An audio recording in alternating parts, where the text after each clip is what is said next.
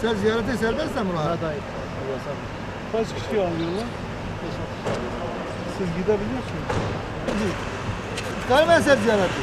Evet. Onu katıyorum.